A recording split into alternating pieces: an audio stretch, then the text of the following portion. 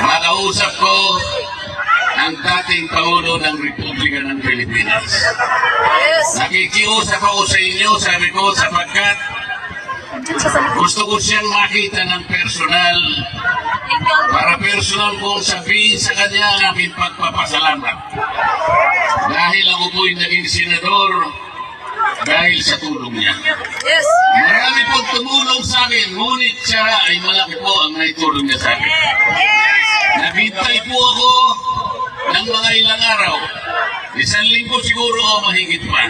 Hanggang ako po'y tumulak papunta rito, wala po silang ibinigay na sagot sa akin. Sa aking palagay, hindi rin po ako makakapasok para makausap ko man lang. Kahit na 3 minuto ay hindi nila ako bibigyan. Anong klaseng justisya naman yung ICC na yan?